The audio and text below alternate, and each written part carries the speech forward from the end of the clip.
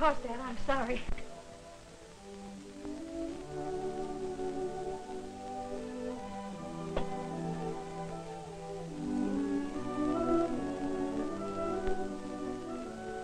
Thank you.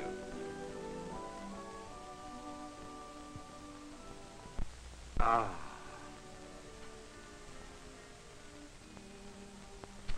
It's marvelous. Just wonderful. So much vitality. So well rounded out. So alive. So many-sided. And it's mine. He's mine. I can't believe it's possible.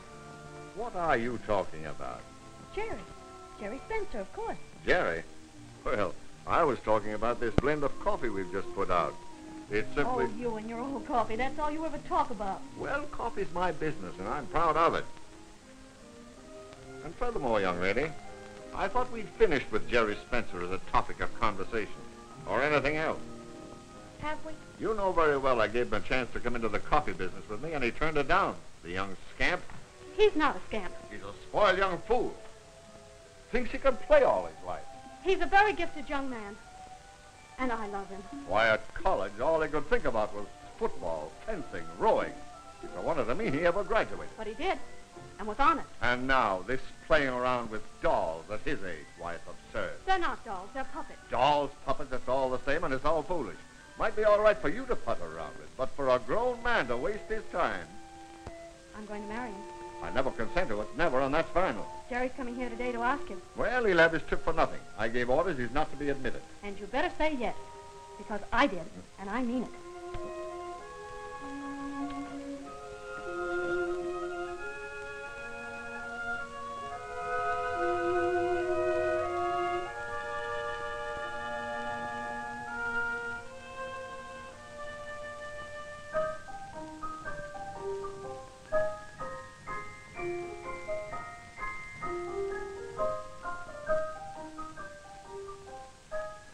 Jerry, I might have known it was you. Doesn't it look like me? It was meant to.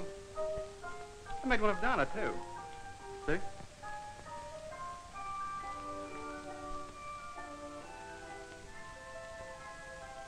And are those two puppets crazy about each other? Look. I'll show you. And I say no.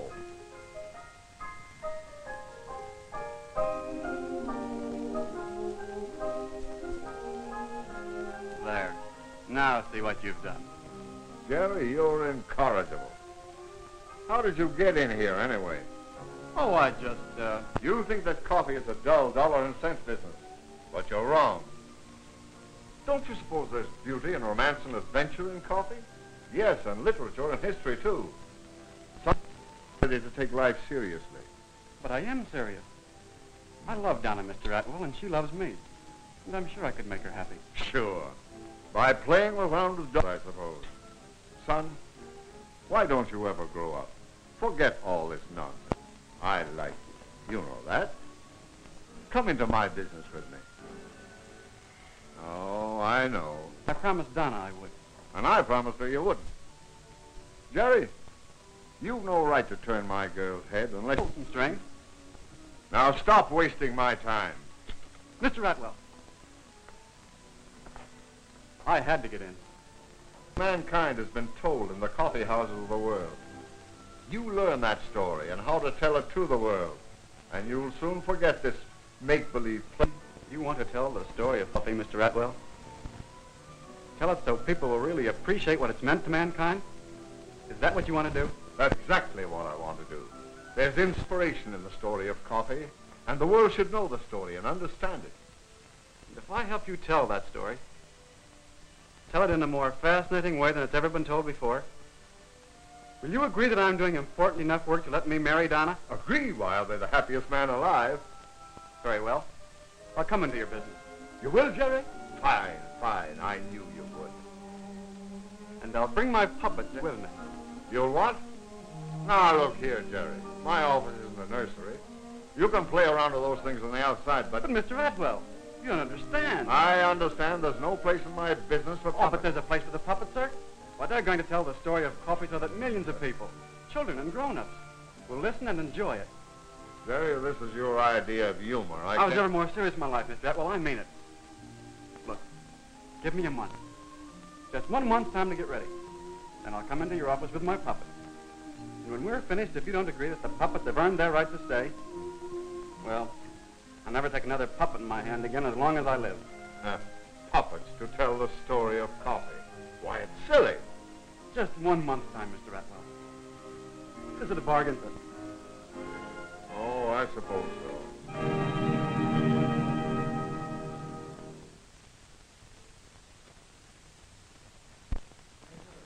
Well, here goes, darling. Wish me luck. Lots of it, darling. See if he's ready. Okay. Give it some music.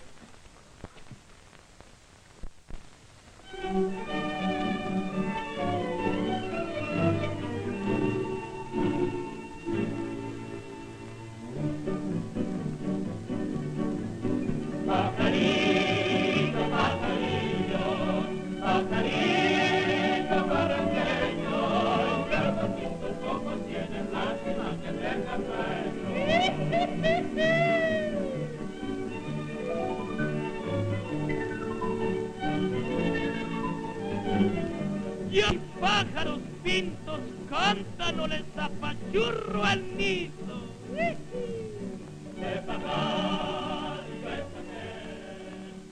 Hello! Hello! Hello.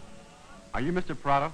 Alvarado quiere un bizcocho. Alvarado quiere un bizcocho. I'm sorry. I don't understand Spanish. Mr. Atwell said...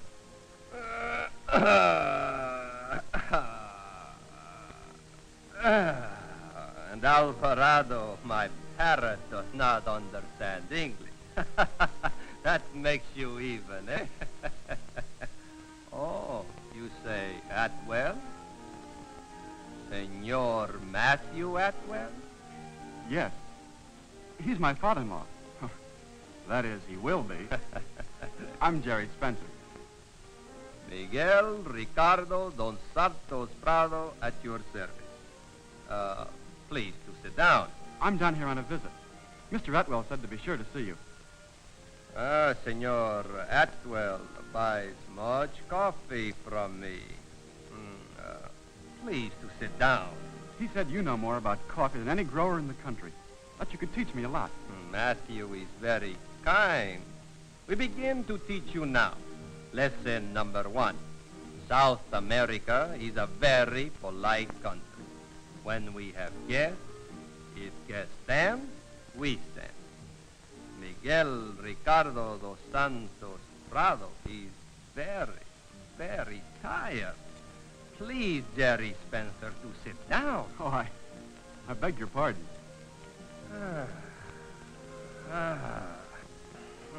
Lesson number 1 is finished.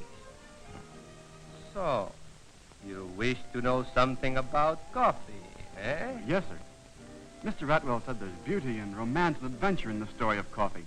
And literature and history, too. The story of coffee, eh? It is well, Jerry Spencer. So we come now to lesson number 2. The story of coffee. You have not heard how coffee is discovered? There are many legends. But this one I like very much. There was once a time when no one knew about coffee. It is hard to think of such a time, no? Must be a very, very sad world then. Well, at such a time in Arabia, there was a young fellow named... Caldi! Caldi, see, who sat under a tree all day and watched a small bunch of goats. Oh, it was very unexciting until one day...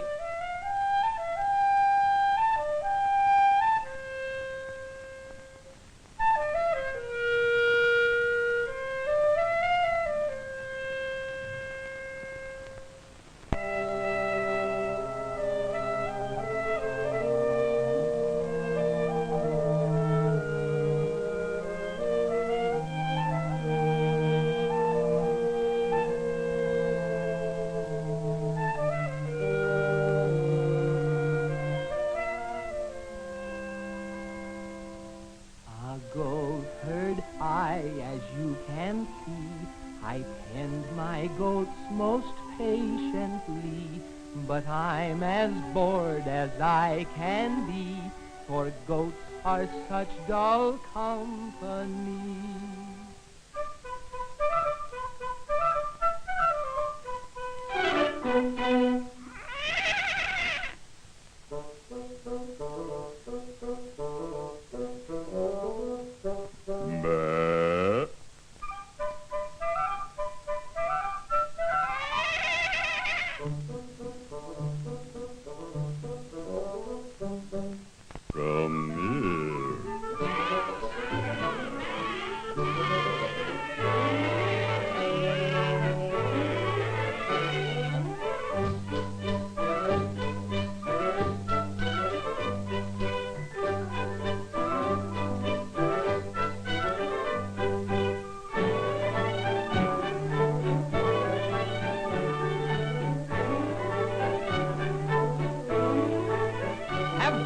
This ungoat-like prancing, how can I such conduct explain? For if mine own eyes see you dancing, by the beard of the prophet, I'm not sane.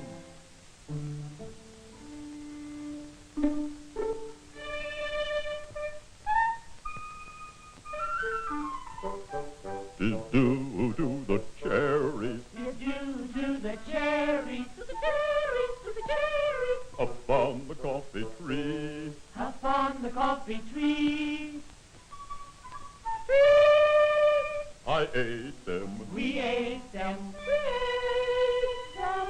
And oh, they make me happy as can be. And me, and me, and me, and me, and me. They made us feel so happy that we danced about in glee. Coffee cherries? The coffee cherries. It seems incredible, but maybe it's true. I'll try them myself. I'm feeling so blue. They may do for me what they've done for you.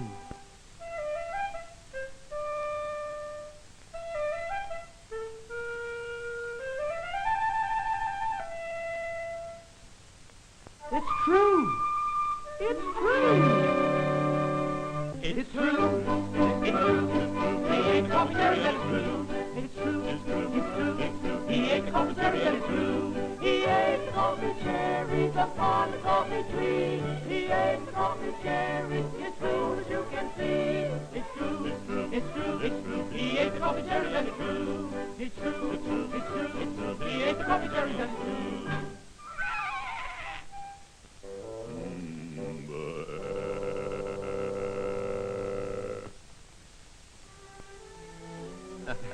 This is just a story, you understand. Coffee cherries do not have as much power as that. And how well Caldy and his goats dance, too. There is much dancing in the history of coffee. In the coffee houses of Constantinople were told the stories of Arabian Nights, stories of Scheherazade. In the ballet of Scheherazade, there is a dance of the prince and princess.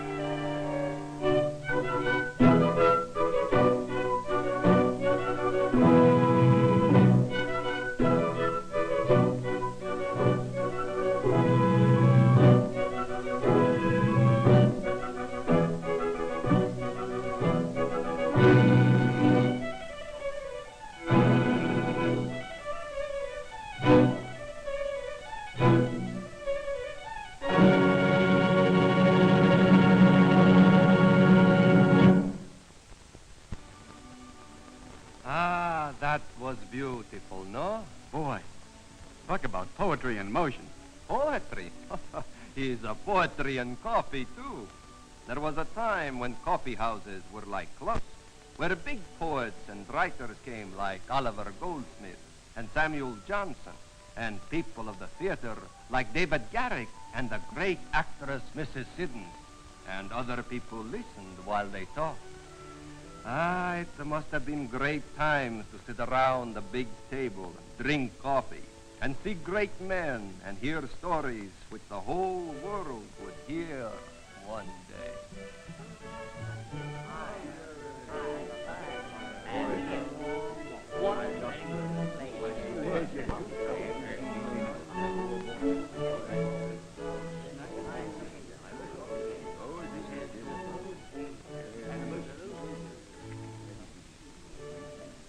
And would you believe it, my dear fellow, he did not know me. But did you tell him you were the great actor, David Garrick? I bade him look upon me. There was no need for taking my name in vain. Here comes Dr. Johnson. Johnson? It's Samuel Johnson. Here comes Sam Johnson. And Boswell, as usual, at his heels. Gentlemen. Gentlemen.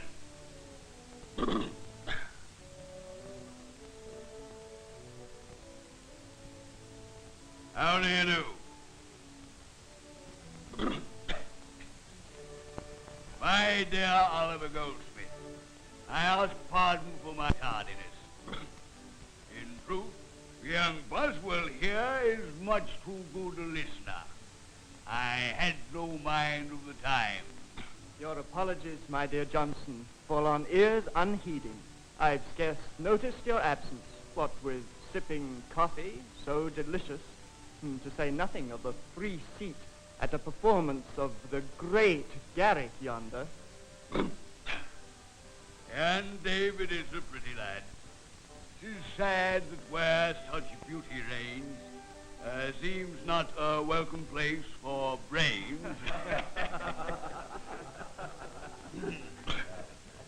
Pray make no note of that, Boswell. The rhyme's not bad, but the meter's faulty.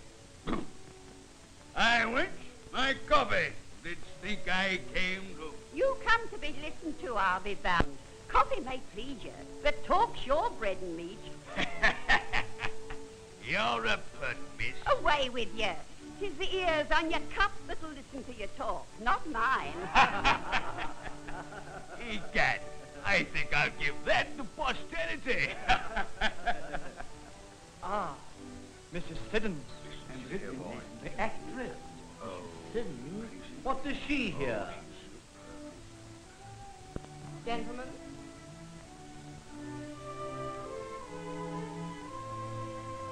Gentlemen. Ah, my dear Mrs. Siddons, you do me too much honor to seek me out here. Samuel Johnson, you promised me a play. You will not escape me in a coffee house. Siddons is no disdainer of coffee. Have me a cup and a chair. Aye, wench, coffee for the lady. And as for a chair, surely a seat not fit for greatness and beauty, but 'twill be a throne if you do sit upon it. I'm afraid you're as flattering to this hardwood bench as to me. I trust you may be as flattering to the coffee. That is, when it comes. What's this? No coffee? I went. Coffee for my lady. Hurry, hurry! Coffee! I'm coming. Here, let me have it.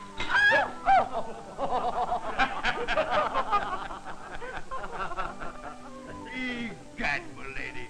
The poor girl has fallen before so much greatness and loveliness all in one person. Was too much for her. La, Mr. Johnson.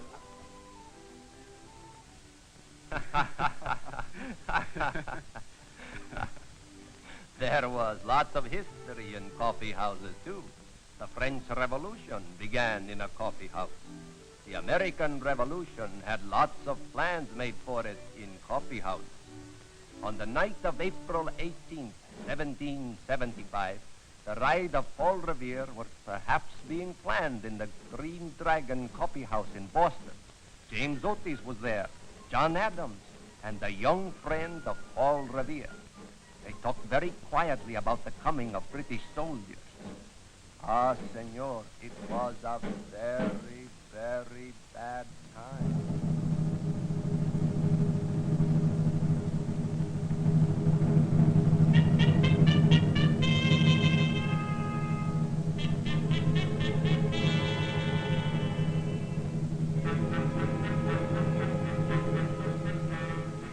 Gentlemen, I have asked Paul Revere to meet us here tonight.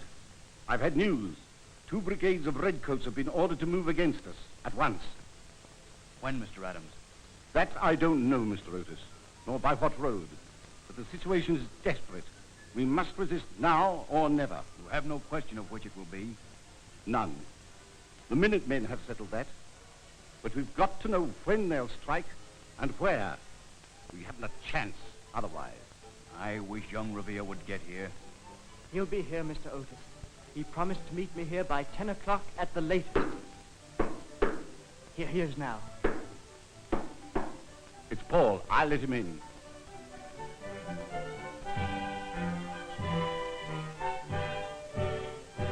Paul! Thank heaven you've arrived.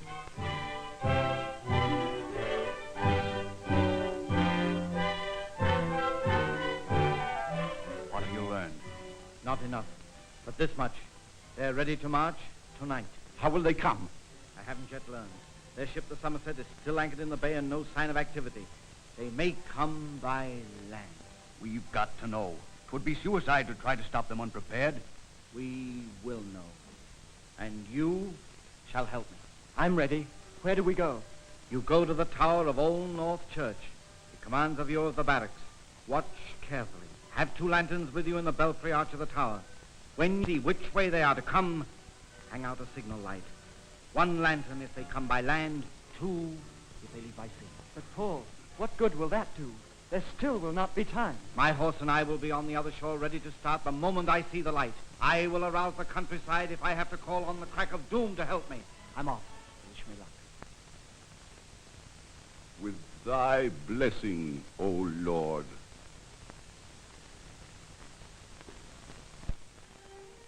So, Jerry Spencer, coffee and coffee houses played a big part in the history of the whole world.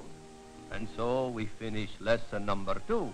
And tomorrow we start lesson number 3, how coffee is grown.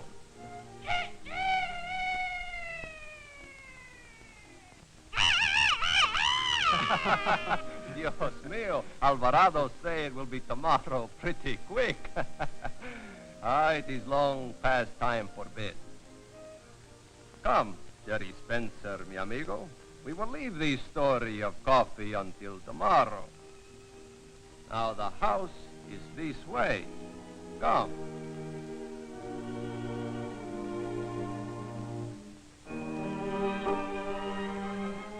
I think he liked it. Gee, I hope so. Shall I ask him? No, don't, Jerry. You'd never say yes if you ask him. Is the show all over? Haven't you had enough? Well, it just didn't seem very long, Then and I you thought... liked it. Now, see here, young lady, I'm not saying I did, and I'm not saying I didn't. I just wanted to know if that was all. No, there's more. I still have to learn how coffee is grown, you know. I'm sure Don Miguel wouldn't be satisfied unless I learned it thoroughly. Yes, that's right. Quite a character, isn't he? How'd you like to meet Don Miguel? As a puppet, I mean. Could I? Is that permitted?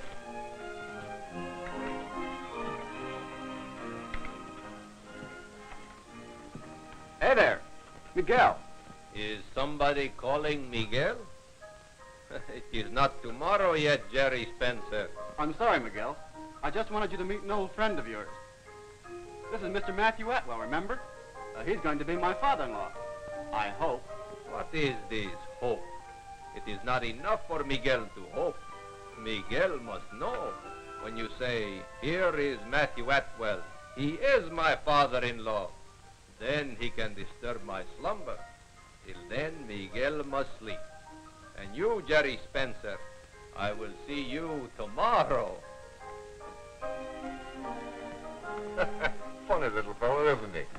When shall it be tomorrow? In Puppet Land, I mean. Right now, if you wish. Okay, go right ahead.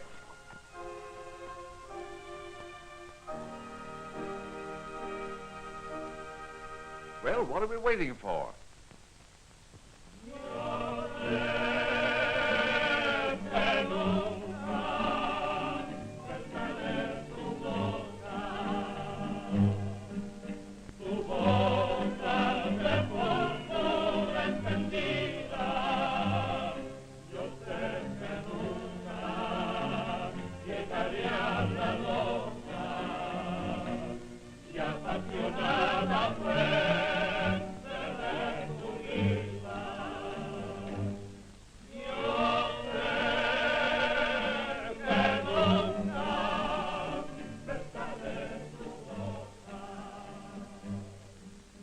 Well, Jerry Spencer, we start lesson number 3, how coffee is grown.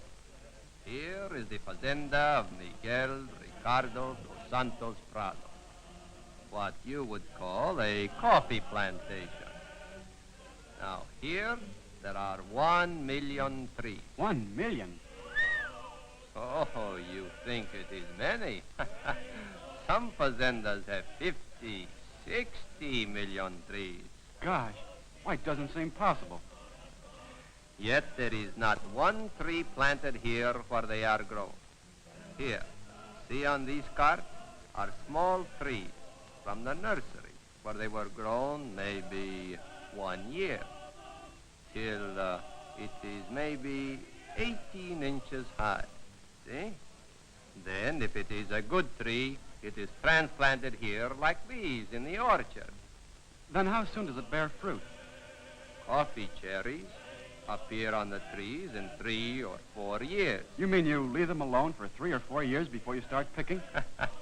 Leave them alone? They are raised like babies. There must be no weeds. There must be all strong branches. There must not be too much sun.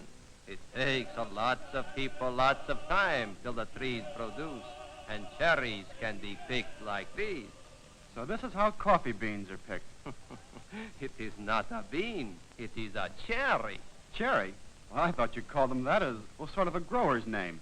Oh, no, no. It is a cherry. Wait.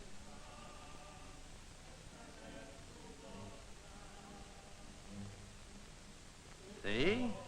Inside the cherry is the coffee bean. Uh-huh. I see. There's a bean in every cherry, is that it? Well, sort of like the cherry pit. There are 2 beans in each cherry. Here, I'll open it and show you. But that cherry isn't ripe yet, is it? It is ripe. If it is not ripe, it is not picked. Well, there are still flowers on that tree. How can there be ripe fruit on it?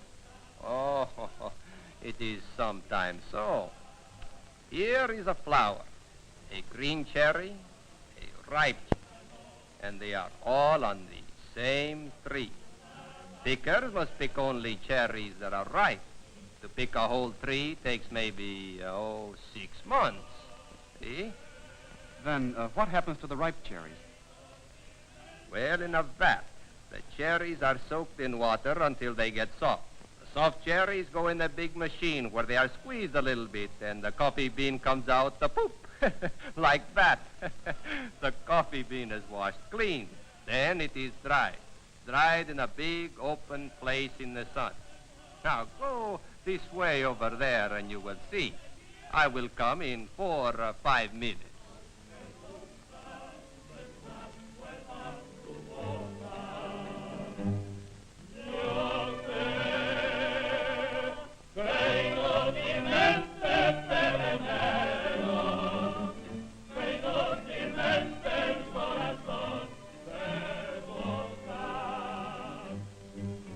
Cuidado, señor. No pise sobre los granos de café.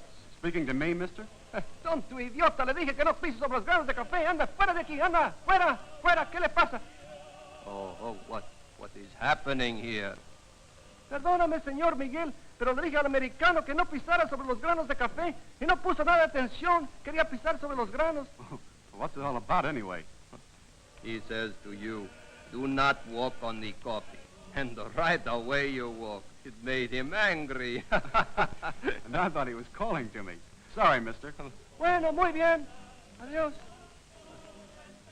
Now, Jerry, over here we continue our lesson. Now you see, here the beans are dried. They must be turned over many, many times in the sun. It takes maybe 4, 6, or 8 days. And when the beans are dry, then are they ready for market? No, they are not quite ready yet. For, you see, the bean still has a coat like parchment.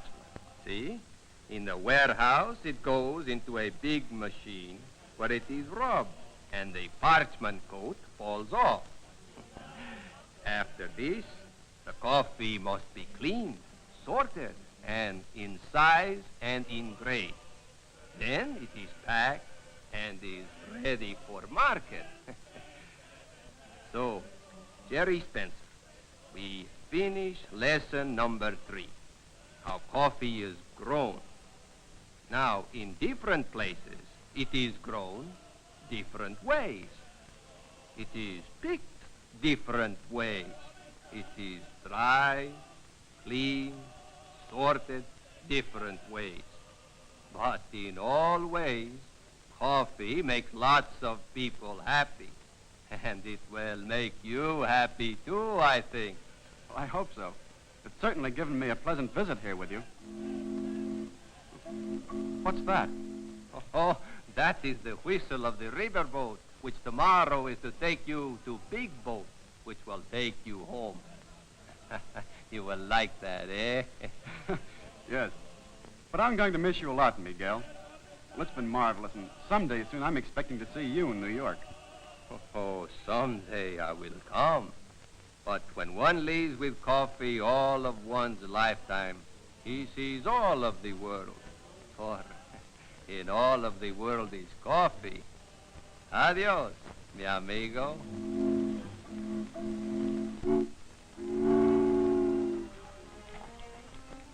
Well, that's that.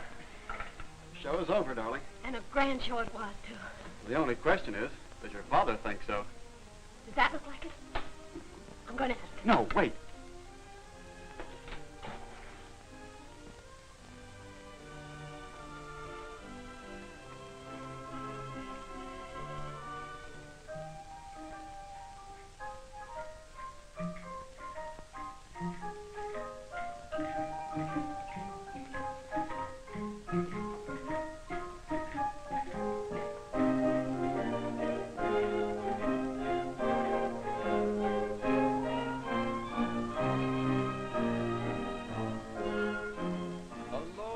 Matthew Atwell. Hello, Miguel. I didn't know you came back with Jerry. I had to come back. I have to learn the lesson number 4. Lesson number 4? That is right. Number 1, 2, 3, Jerry has learned from Miguel. Lesson number 4, Miguel must learn from Matthew Atwell. Yes, of course. But what is lesson number 4? How coffee is blended, roasted, and packed. You will show Miguel, no? I will show Miguel, yes, by all means. Come on, and, may we come too, Mr. Atwell? Yes, Daddy, please. Eh, what? Hello, you two. For a minute, I thought it was... Now, run along, you two. The plant's out that way.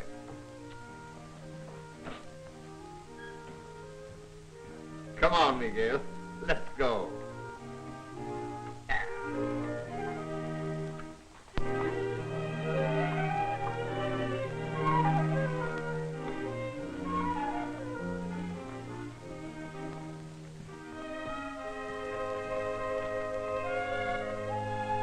You sit there, Miguel. You'll be comfortable there. Here we have green coffee just as it comes from the ship. And I do believe, Miguel, that this bag is from your plantation. If it is my coffee, it is very good coffee. It's excellent coffee, Miguel, and is used in some of our choicest blends. You see, there's green coffee here from a great many parts of the world. But practically all the coffee you drink is blended. And that means that it's made out of several different varieties of coffee. The coffee is roasted before it's blended, isn't it, Mr. Atwell? Oh, no, Jerry, it's... Please do not interrupt. This is lesson number 4, and it will be taught by Matthew Atwell. Senorita Donna, Senor Jerry will listen. No, Donna's right, Jerry. The coffee is blended first, right in there. Green coffee starts on its last journey from this large storage room, where it is brought directly from the dock warehouses. And there it goes into the green coffee chute. Down this chute go the bags of coffee that go to make a full blend. A bag of this variety, 3 bags of another, 2 bags of a third, whatever the blend may be. Down the chute into a huge mixer and cleaner to get rid of any dust that the coffee may have picked up in its long journey. Thoroughly mixed and cleaned, it comes up this conveyor to the receiving hopper at the top of the roaster, where an automatic scale weighs out just the required amount for each roasting. When the roaster is ready for a new batch of green coffee, the operator or roaster man releases the green coffee in the hopper above, and here it is pouring down in a green stream into this huge drum-like oven. The roasting process lasts from 15 to 18 minutes, depending on the type of coffee. The coffee beans are continually tossed around the heating unit so that each bean is evenly roasted. While the roasting is nearing completion, it is carefully examined by an expert operator.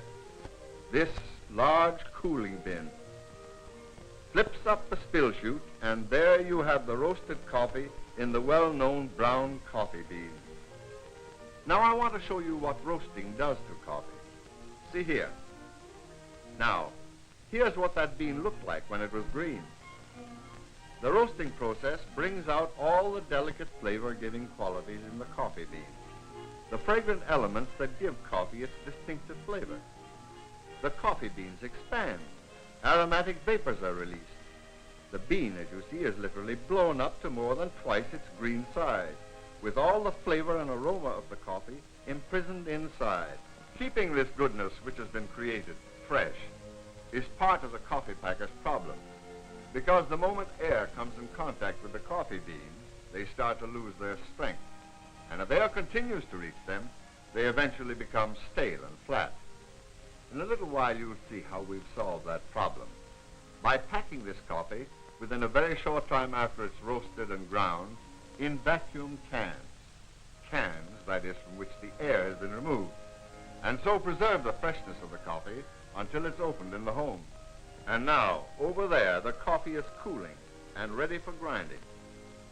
Here it is going into a huge bin after it passes into this grinder.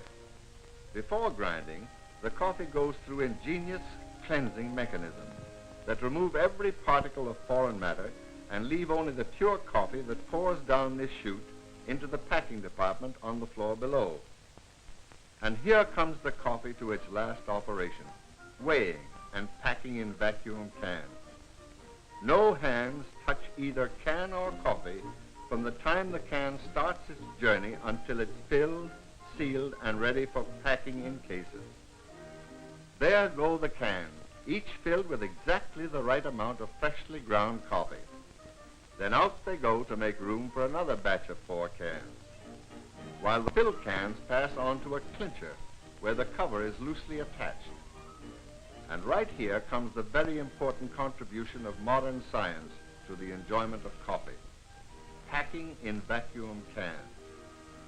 After the covers are put on, the can enters this chamber, and just before the cover is hermetically sealed onto the filled can, an ingenious suction device draws the air out of the can, leaving the freshly roasted coffee surrounded only by its own elements, and no air to rob it of its flavor and aroma.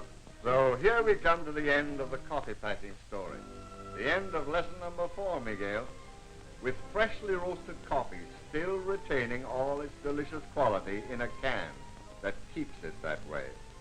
Here, let me show you.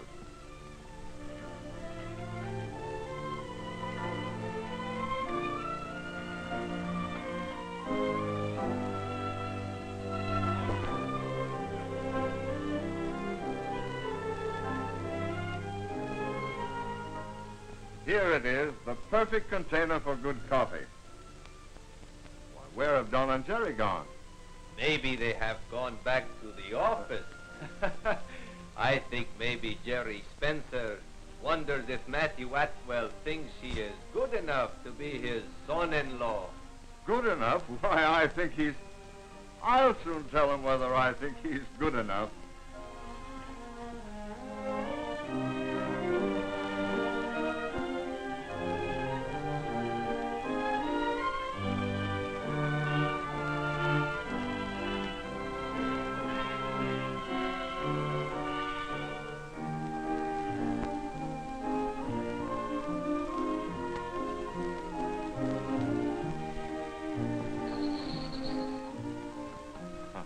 I suppose I have been a bit of a fool about all this, but I did it because I loved you.